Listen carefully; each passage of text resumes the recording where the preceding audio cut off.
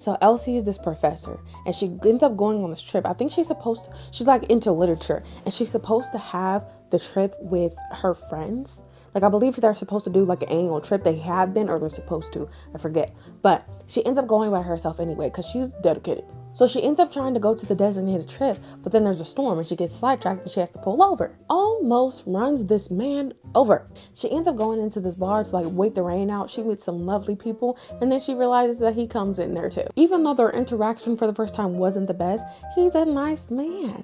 So he lets her stay at his loft. Now Elsie realizes that her car is having some issues, so she has to stay put in this small town for a little bit. But what she does not realize is that this town is the exact town based in a book that she's been reading about and obsessed with. That brings us to The 7-Year Slip, also by Ashley Poston. Now, when I first heard the name Iwan, I was like, that sounds like such an old man name. Why would y'all name him that? But it grew on me.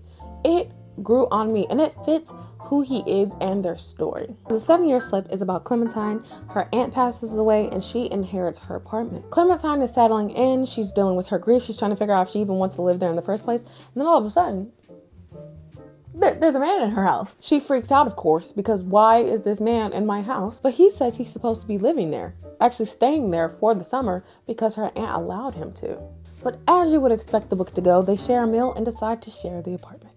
The only problem with them sharing the apartment, though, is that when she goes to step outside the apartment and comes back in, he's gone. Clementine starts to think back and remembers that her aunt told her that that apartment was magic. And finally, we're going to do an honorable mention, being Miss Emily Henry. Not specifically this book. This is actually my least favorite book of Emily Henry, but I'm collecting these specific editions because I love her book so much, and this is the only one I currently have right now. But we're not going to talk about just the specific book. We're going to talk about Emily Henry as an author. Dude, the way Emily Henry writes specific details of the human experience that makes me feel like, girl, are you living life with me right now? My personal favorite Emily Henry book is Funny Story. Falling right behind it, Happy Place. Emily Henry just writes love in a realistic way. Like, I read these books and I'm like, yeah, that could be me.